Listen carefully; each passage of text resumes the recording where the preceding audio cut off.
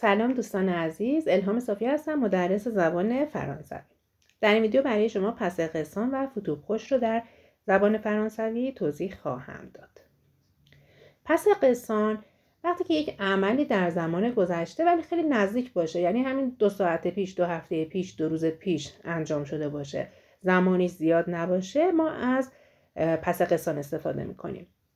Il est formé du verbe venir conjugué au présent plus 2 plus verbe à l'infinitif. ساختارش به این شکل هست که شما از فعل ونیق به معنی آمدن بود، فعل گروه دوم استفاده میکنید. با توجه به فاعل صرف میکنید، حرف اضافه دو رو قرار میدیم و بعد هم فعلی که مد نظر هست به صورت انفینیتیو، به صورت مصدر، یعنی که صرف نمیشه، قرار میدیم. Je viens de dire، من به تازگی گفتم. پس وین هم ونیق که صرف شده با توجه به فاعلمون که جو هست. دیق هم مصدر فعل گفتن. تو وین دو دیق، تو به تازگی گفتی. ایل ال اون وین دو دیق، نو ونون دو دیق، وو ونه دو دیق، ایل وین دو دیق، ال وین دو دیق.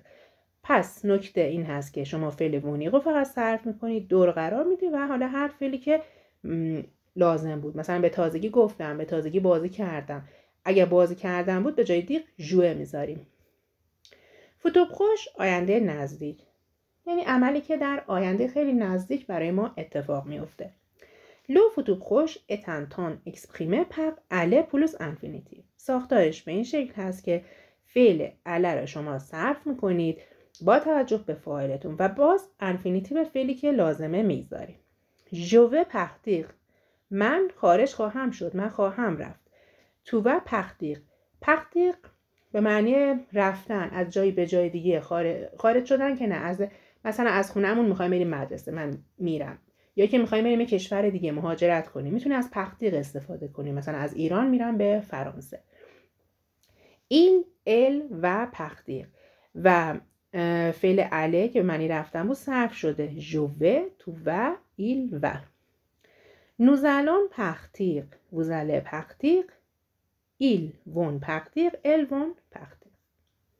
خب من یک سری انفینیتیو مصدر نوشتم. پقله صحبت کردن هست. اینها ببینید صرف نمیشه، بهشون میگن انفینیتیو مصدر. فقه انجام دادن، اتودیه مطالعه کردن، اله رفتن، کندویق رانندگی کردن، فینیق تمام کردن.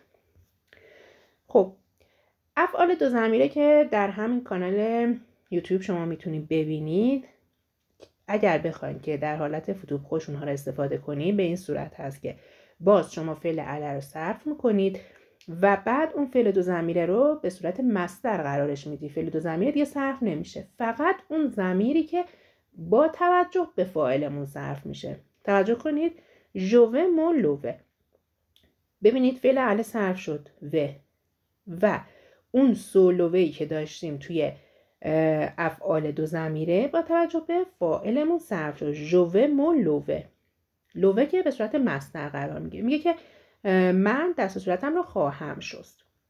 تو و تو لوه، ایل ال و سو لوه، ببینید این ضمایر با توجه به فاعلمون صرف میشن. نوزالون نو لوه، ووزاله وو لوه، ایل ال ون سو لوه. حتما این افعال دو ضمیره رو هم در همین کانال یوتیوب ببینید.